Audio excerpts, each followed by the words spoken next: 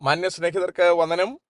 ഇന്ന് കേരളത്തിൽ എല്ലാവരും ഒരുപോലെ ചർച്ച ചെയ്തുകൊണ്ടിരിക്കുന്ന ഒരു വിഷയമാണ് മേയറും MLA-യും ചേർന്ന് KSRTC ബസ്സിനെ തടഞ്ഞു വെച്ചതും അതിലെ യാത്രക്കാരെ ഇറക്കി വിട്ടതും.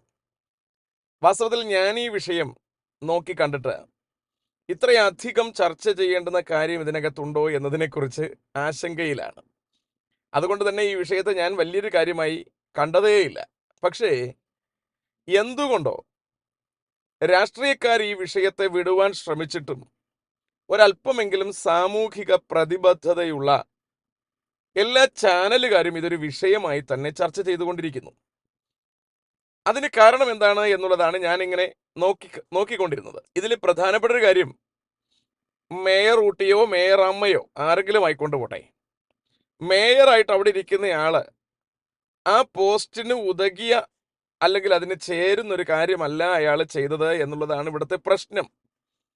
പക്ഷെ എന്നെ ചിന്തിപ്പിച്ച കാര്യം, എന്തുകൊണ്ട് ഈ മേയറും MLA-യും ചേർന്ന് ഈ വാഹനത്തിന്റെ ചില്ലും തല്ലിപ്പൊളിച്ച് അതിന്റെ ടയറിന്റെ കാറ്റും തുറന്നു വിട്ട് ഈ ബസ്സിന് എന്തുകൊണ്ട് തീ വച്ചില്ല എന്നുള്ളതാണ് എന്നെ ആശങ്കപ്പെടുത്തുന്ന കാര്യം. കാരണം പണ്ട് ഞങ്ങൾ സ്കൂളിൽ പഠിക്കുമ്പോൾ പഠിച്ചിട്ടുള്ളൊരു കഥ ഓർമ്മയുണ്ട്. അതിലിങ്ങനെയാണ്, ഒരു കുറുക്കൻ നാട്ടിലൂടി ഒരു യാത്ര നടത്തുമ്പോൾ ഒരു വീട്ടില് ചായം കലക്കി വച്ചിരിക്കുകയായിരുന്നു. നീലം എന്നും പറഞ്ഞ് കേൾക്കുന്നുണ്ട്, ഏതായാലും എന്തുണ്ടോ കളറ് കലക്കി വച്ചിരിക്കുകയായിരുന്നു. ഈ കുറുക്കൻ നിർഭാഗ്യവശാൽ അല്ലെങ്കിൽ ഭാഗ്യവശാൽ ഈ കലക്കി വച്ചിരുന്ന ചായത്തിലേക്ക് വീഴുകയും അയാളുടെ പുറത്തെ കളർ മുഴുവൻ മാറുകയും ചെയ്തു. പിന്നീട് അയാള് നാട്ടിൽ നിന്ന് കാട്ടിലേക്ക് എത്തി. അപ്പോൾ അയാളുടെ ശരീരം മുഴുവൻ ചായത്തിന്റെ കളറാണ്, മറ്റൊരു കളറിലേക്ക് മാറിക്കഴിഞ്ഞിരിക്കുന്നു. അപ്പോ കാട്ടിലെ മൃഗങ്ങൾ എല്ലാവരും കൂടെ ചേർന്ന് സംസാരിക്കുകയാണ്, ഇതൊരു പുതിയ മൃഗമാണ്. അപ്പോൾ ഈ മൃഗത്തിന്റെ ആ ഒരു വ്യത്യസ്ത കളറും ഇതെല്ലാം കണ്ടപ്പോൾ കാട്ടിലെല്ലാവരും കൂടെ ചേർന്ന് തീരുമാനിച്ചു, നമുക്ക് ഇയാളെ രാജാവാക്കാം. അങ്ങനെ കുറുക്കനും ഒടുവിൽ സമ്മതിച്ചു, നിങ്ങൾക്ക് എല്ലാവർക്കും താല്പര്യമാണെങ്കിൽ ഞാൻ രാജാവാകാം. അങ്ങനെ മൂപ്പര് രാജാവായി. ചില സമയം കഴിയുമ്പോൾ അല്ലെങ്കിൽ വൈകുന്നേരത്ത് അദ്ദേഹത്തിന്റെ അതേ ജനുസിലുള്ളവർ അവർ കൂകുന്നത് കേട്ടപ്പോൾ അല്ലെങ്കിൽ ഓരിയിടുന്നത് കേട്ടപ്പോൾ ഈ രാജാസനത്തിലിരുന്ന ഈ കുറുക്കനും അറിയാതെ ഓരിയിട്ടു എന്നതാണ് ആ കഥ. ഇവിടെ എനിക്ക് മനസ്സിലായ ഒരു കാര്യം, വാസ്തവത്തിൽ ഈ പറഞ്ഞ പദവികൾക്കൊന്നും യോഗ്യരായവരല്ല ഇവരൊന്നും. മേയർ പദവിയിലിരിക്കുന്നയാളായാലും MLA പദവിയിലിരിക്കുന്നയാളായാലും ആ പദവിയിലിരിക്കാൻ യോഗ്യരല്ല ഈ രണ്ടു കുട്ടികളും. ജനാധിപത്യത്തിന്റെ ഒരു പിഴവായി, ജനാധിപത്യത്തിന്റെ ഒരു കുറവായി ഇതിനെ കണ്ടാൽ മതി. ഇമാതിരിയുള്ള ആൾക്കാർ ആ പൊസിഷനിൽ വന്നിരിക്കുന്നു. അവർ റോഡിലൂടി കല്യാണ ട്രിപ്പ് പോയിട്ട് മടങ്ങി വരുന്ന വഴിക്ക് വാസ്തവത്തിൽ അവർ അവരുടെ പൊസിഷൻ എന്താണെന്ന് പോലും മറന്നുപോയി എന്നുള്ളതാണ് രസകരമായ സംഭവം. സ്വാഭാവികമായും അവരുടെ യാത്രയിൽ ചിലപ്പോൾ KSRTC-കാരൻ ഇവരെ ഉപദ്രവിച്ചതുപോലെ ഇവർക്ക് തോന്നിയിരിക്കാം. ഇവരെ ഓവർടേക്ക് ചെയ്ത് അയാൾ പോയത് ഇവർക്കൊരു മാനസിക വിഭ്രാന്തി ഉണ്ടാക്കിയിരിക്കാം. സ്വാഭാവികമായ സാധാരണ പിള്ളേരെന്ന നിലയിൽ ഒരാൾക്ക് തോന്നുന്ന ഫീൽ ഇവർക്കും തോന്നിയിട്ടുണ്ട്. അപ്പോൾ സ്വാഭാവികമായി അങ്ങനെയാണല്ലോ ചെയ്യുക. നമ്മളെ ഒരാൾ ഓവർടേക്ക് ചെയ്തു, നമ്മളെ ഒരുമാതിരി കുറച്ച് കാണിച്ചു എന്ന് തോന്നിയാൽ അടുത്ത് ചെയ്യുന്നത് ഓവർടേക്ക് ചെയ്യുകയാണ് ചെയ്യുക. അതിന്റെ ഫ്രണ്ടിൽ ചെന്ന് അയാൾ തെറിയൊക്കെ പറഞ്ഞിട്ട് പോവുകയാണ് പൊതുവിൽ ആൾക്കാർ ചെയ്യുന്ന ഒരു ശീലം. പൊതുവിൽ എന്ന് പറഞ്ഞാൽ അത്തരത്തിലുള്ള റേഞ്ചുള്ള ആൾക്കാർ ചെയ്യുന്ന ഒരു പരിപാടി. അപ്പോൾ ഇവിടെ അത് തന്നെയാണ് ഈ പിള്ളേരും ചെയ്തത്. പിന്നെ ഇവർ സിനിമ സ്റ്റൈലിൽ കുറച്ച് കൂടുതൽ ചെയ്തു. ഇടതുകൂടി കയറി വന്ന് സീബ്ര ലൈനിലൊക്കെ കൊണ്ടിട്ട് വണ്ടിയിൽ നിന്ന് ചാടി ഇറങ്ങി അയാളെ പിടിച്ചിറക്കാനുള്ള ശ്രമം നടത്തി. അതാണ് എൻ്റെ ചോദ്യം. ഇവർ കുറച്ചു നേരം ഇവർ SFI പിള്ളേരാണെന്ന് ഇവർ തെറ്റിദ്ധരിച്ചു. സിറ്റി ഭരിക്കുന്ന മേയറാണെന്നും ഒരു കോൺസ്റ്റിറ്റ്യുവൻസിയുടെ MLA ആണ് എന്നുമൊക്കെ ഉള്ള പദവികൾ അവർ ഒരു നിമിഷത്തേക്ക് മറന്നുപോയി. അവരുടെ ആ പഴയ SFI രക്തം ഇങ്ങനെ കയറി വന്നു. അങ്ങനെയാണ് അവർ റോഡ് ബ്ലോക്ക് ചെയ്ത് നിർത്തിയത്, വണ്ടി നിർത്തിയത്, ആൾക്കാരെ ഇറക്കി വിട്ടത്. സമരക്കാരാണെങ്കിൽ ഇവർ ഇതൊക്കെ തന്നെയാണല്ലോ ചെയ്യുന്നത്. പണ്ട് സ്കൂളിൽ പഠിക്കുമ്പോൾ എന്താ ചെയ്യുന്നത്? SFI-ക്കാർ ഇങ്ങോട്ട് വരുന്നു, ക്ലാസ്സിൽ ഇരിക്കുന്ന പിള്ളേരെല്ലാം പിടിച്ചിറക്കി വിടുന്നു, ബെല്ലടിക്കുന്നു, ടീച്ചേഴ്സിനെ തൊഴിച്ച് പുറത്താക്കുന്നു. ഇതൊക്കെയാണല്ലോ ഇവർ ചെയ്യുന്നത്. അതുകൊണ്ട് ഇതൊന്നും ഇവരുടെ അജണ്ടയിൽ തെറ്റല്ല. അപ്പൊ ഇവരുടെ വർത്തമാനത്തിൽ ഇവർ ചെയ്യുന്നത് വളരെ ശരിയാണ്. ഇവർ മാത്രമല്ല, ഈ മേയർ ഊട്ടിയിരുന്ന അതേ കസേരയിലാണ് ഇപ്പോഴത്തെ വിദ്യാഭ്യാസ മന്ത്രി ഇരുന്നത്. ആ മനുഷ്യൻ നിയമസഭയുടെ സ്പീക്കറുടെ മെയിൻ ഡയസിന്റെ മേളിൽ കൂടെ കയറി നടക്കുകയാണ് ചെയ്തത്. അപ്പൊ അയാളേക്ക് എന്താണ് പറയുക? അയാൾ ഇപ്പോഴും കേരളത്തിലെ വിദ്യാഭ്യാസ മന്ത്രിയാണെന്നറിയണം. അദ്ദേഹം ഇരുന്ന കസേരയിലാണ് ഇന്ന് ഈ പറഞ്ഞ മേയർ ഊട്ടിയിരിക്കുന്നത്. അപ്പോൾ അദ്ദേഹത്തിൽ നിന്നും വ്യത്യസ്തമായ എന്തെങ്കിലും പ്രതീക്ഷിക്കാനുണ്ടോ എന്ന് കേട്ടാൽ എനിക്കറിയില്ല.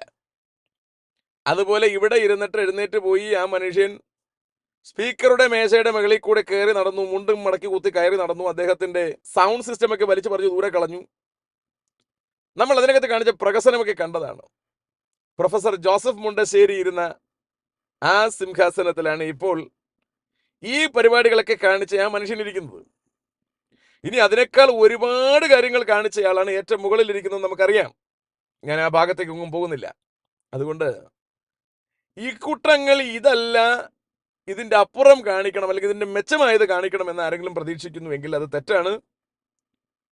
നീലത്തിൽ വീണ കുറുക്കനെ പോലെ ഇവരൊക്കെ ജനാധിപത്യത്തിന്റെ പാകപ്പിഴയിൽ വന്നുപെട്ട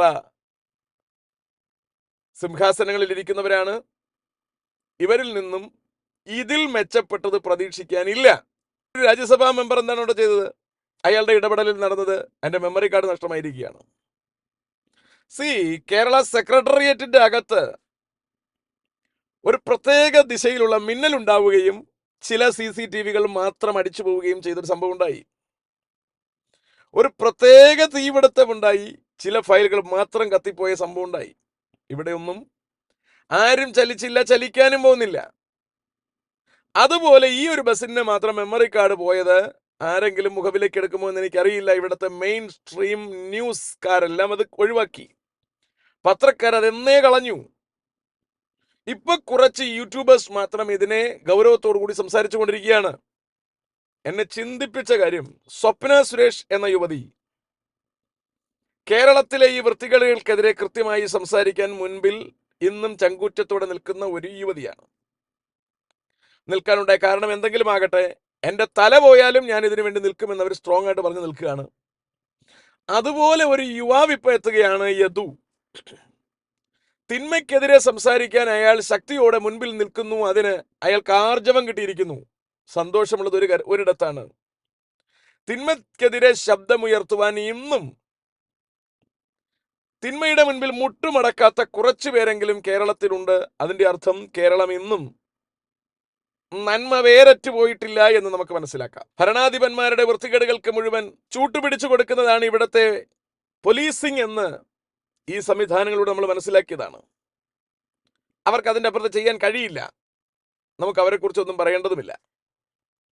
ഇവിടെ എന്നെ ആകുലപ്പെടുത്തിയ കാര്യം, ഇലക്ഷൻ ചൂട് കഴിഞ്ഞതുകൊണ്ടാണ് ഇവിടത്തെ പ്രതിപക്ഷം, അവന്മാരെവിടാണെന്ന് പോലും ഒരു പിടിയില്ല, ഇത്ര വലിയ തിന്മ നടുറോഡിൽ അരങ്ങേറിയിട്ടും VD സതീശനോ KS സുധാകരനോ അവന്മാരുടെ കൂടെയുള്ള ഒരുത്തനും ശക്തിയായി ഇവിടെ ഒരു സമരം നടത്തുവാനോ പ്രതിഷേധം നടത്തുവാനോ മേൽപ്പടി തെറ്റ് ചെയ്തവരെ കാരാഗ്രഹത്തിൽ അടയ്ക്കുവാനോ ഇവന്മാർക്ക് കഴിയുന്നില്ല. അവന്മാരെ ഇലക്ഷനും കഴിഞ്ഞ് വീട്ടിൽ പോയി കിടന്ന് ഉറങ്ങുകയാണ്. ഇവന്മാർക്കാർക്കും സാമൂഹിക പ്രതിബദ്ധതയില്ല. എവിടെ പോയി BJP-ക്കാർ? എവിടെ പോയി K. സുരേന്ദ്രൻ? എവിടെ പോയി ഇവന്റെ കൂടെയുള്ള ആൾക്കാർ? ഇവർക്കാർക്കും ഇനി നേരമില്ല. സമൂഹത്തിൽ ഏതുണ്ടോ നന്മയ്ക്കെതിരെ പോരാടാൻ വേണ്ടി വന്ന വിദ്വാൻമാരായി ഇവര് ഇവിടെ സംസാരിച്ചുകൊണ്ട് കഴിഞ്ഞ ആഴ്ചകളിൽ നടന്നു എങ്കിലും അവരുടെ കാര്യം കഴിഞ്ഞു. നാട്ടുകാരുടെ വിരലിൽ കരപുരട്ടിയ ശേഷം ഇവന്മാരെല്ലാം നാടുവിട്ടിരിക്കുകയാണ്. ഇവരാരും തിന്മയ്ക്കെതിരെ സംസാരിക്കുന്നവരല്ല. ഇവന്മാരെല്ലാം ഒരുപോലെ കള്ളന്മാരാണ്. വ്യത്യസ്ത കൊടിക്കൂറകൾ ഉപയോഗിച്ചിട്ടുണ്ടെന്ന് മാത്രമേ ഉള്ളൂ. ഇവർക്കാർക്കും സമൂഹത്തിന്റെ നന്മ ലക്ഷ്യമല്ല. ഇവരാരും സമൂഹത്തിന്റെ ക്ഷേമം പ്രതീക്ഷിക്കുന്നില്ല. ഇവർക്കെല്ലാവർക്കും ഈ ചക്കരക്കുടത്തിൽ കൈയിട്ട് വാരുക മാത്രമേ ഉദ്ദേശമുള്ളൂ. ഇത് ഇനിയെങ്കിലും നമ്മൾ മനസ്സിലാക്കിയേ തീരൂ. ഈ തിന്മയ്ക്കെതിരെ സംസാരിക്കാൻ രാഷ്ട്രീയക്കാരും ഇറങ്ങുന്നില്ല. ഈ തിന്മയ്ക്കെതിരെ നാവനക്കുന്നത് ഇന്ന് അല്പമെങ്കിലും സാമൂഹിക പ്രതിബദ്ധതയുള്ള സാധാരണക്കാർ മാത്രമാണ്. അവർക്കൊരു കൂട്ടായ്മയില്ല. അവർക്കിവിടെ സമരം നേരിടുവാനുള്ള വകുപ്പില്ല. റോഡിൽ വെച്ച് KSRTC-യെ ബ്ലോക്ക് ചെയ്തതും സീബ്ര ലൈൻ ക്രോസ് ചെയ്ത് വണ്ടി ഇട്ടതും യാത്രക്കാരെ ഇറക്കി വിട്ടതും അയാളുടെ ജോലിയെ തടസ്സം ചെയ്തതും ഈ മേയറുടെ അധികാരം ദുർവിനിയോഗം ചെയ്തതും അവർ കള്ളത്തരം പറഞ്ഞതും ഇതെല്ലാം ഇവരുടെ ഒക്കെ പൊസിഷൻ നഷ്ടമാകുന്നതും ഇവരൊക്കെ ഇനി ഒരിക്കലും മത്സരിക്കാൻ കഴിയില്ലാത്ത വിധം ഡിസ്ക്വാളിഫൈ ആയി മാറുന്നതും ഇവർ സമൂഹത്തിലെ തിന്മയുടെ പ്രതിരൂപങ്ങളായി മുദ്രകുത്തപ്പെടുന്നതുമായ തെറ്റുകളാണ്. പക്ഷേ നിർഭാഗ്യവശാൽ ഇവർക്കെല്ലാം ഇന്നും നല്ലൊരു പരിവേശമാണ് കൊടുത്തുകൊണ്ടിരിക്കുന്നത് സമൂഹം. ഇവിടുത്തെ രാഷ്ട്രീയം വളരെ ബുദ്ധിയോടുകൂടി ഇവർക്ക് രണ്ടുപേർക്കും ബുദ്ധിമുട്ടുണ്ടാകുവാൻ സാധ്യതയുള്ള മെമ്മറി കാർഡിനെ ആദ്യമേ മാറ്റിയിരിക്കുന്നു, ആദ്യമേ കേസ് ചാർജ് ചെയ്തിരിക്കുന്നു. യദുവിനെ അകത്താക്കാനാണ് ഇവരുടെ ശ്രമം നടക്കുന്നത്. ചുരുക്കി പറഞ്ഞാൽ ഈ പീരീഡ് കഴിയുമ്പോൾ, ഈ മേയറുടെ കാലം കഴിയുമ്പോൾ ഇവർ മന്ത്രിയായിട്ടാണ് മാറുന്നത്. കാരണം കള്ളത്തരം കൂടുതൽ പ്രയോഗിക്കാൻ കഴിവുള്ളവർ മികച്ച കള്ളന്റെ അനുയായികളായി അടുത്ത സിംഹാസനത്തിലെത്താനുള്ളവരാണ്. എന്താണ് കഥ പോകുന്നതെന്ന് നിങ്ങൾക്ക് മനസ്സിലാകുമെന്ന് ഞാൻ പ്രതീക്ഷിക്കുന്നു. ഇത് ചായത്തിൽ വീണ കുറുക്കന്മാരാണ് ഇവരെല്ലാം. തക്ക സമയം ഇവരുടെ കൃത്യം ഒച്ചപ്പാട് പുറത്തു വരും. അപ്പോൾ നമ്മൾ ആശങ്കയോടെ നോക്കേണ്ട കാര്യമില്ല. UK കേംബ്രിഡ്ജിലെ ഒരു ഡെപ്യൂട്ടി മേയറുടെ സംഭാഷണം കഴിഞ്ഞ ദിവസം യൂട്യൂബിൽ കേൾക്കുവാനിടയായി. അയാൾ പറഞ്ഞത്, അവരിയ്ക്കുന്ന രാജ്യത്താണെങ്കിൽ ഇതിൽ ഒരു തെറ്റ് മാത്രം ചെയ്താൽ മതി, ഞാൻ ഇന്ന തെറ്റ് ചെയ്തിട്ടില്ല എന്ന് പറയുകയും അത് വിഷ്വൽ തെളിവോടുകൂടി മുമ്പിൽ വരികയും ചെയ്യുന്ന ഒരു കാര്യമുണ്ടായാൽ മാത്രം മതി, അവരെ ആ പൊസിഷനിൽ നിന്ന് പുറത്തു കളയും. അങ്ങനെ അവിടെ ഒരു സംഭവം ഉണ്ടായിട്ടുണ്ടത്രേ എന്നാണ് അദ്ദേഹം റിപ്പോർട്ട് ചെയ്തത്. ഏതോ ഒരു MP അത്തരത്തിലൊരു കുറ്റത്തിൽ കണ്ടുപിടിച്ചു. അയാൾ പറഞ്ഞത് തെറ്റാണെന്ന് പിൽക്കാലത്ത് തെളിയുന്ന സാഹചര്യമുണ്ടായി. അയാൾക്ക് പിന്നീട് ലോയറായിട്ട് അയാളുടെ പ്രൊഫഷനിൽ വാദിക്കാൻ പോലും കഴിയാത്തൊരു കണ്ടീഷൻ അയാൾക്കുണ്ടായി. പക്ഷെ നമ്മുടെ കേരളത്തെ സംബന്ധിച്ചിടത്തോളം നന്നായി കള്ളം പറയാൻ കഴിവുള്ളവനാണെന്ന് തെളിഞ്ഞാൽ അവന് നല്ലൊരു അഡ്വക്കേറ്റ് ആവാം. നല്ല കള്ളത്തരം ചെയ്യാൻ കഴിവുള്ളവൻ എന്ന് തെളിയിച്ചാൽ അവന് രാജ്യത്തെ ഭരിക്കുന്ന മന്ത്രിയാകാം. ഈ തലത്തിൽ നമ്മുടെ രാജ്യം അധപ്പതിച്ചിരിക്കുന്നു. ഇത് ഗുണം പിടിക്കുമോ എന്ന് എനിക്കറിയില്ല.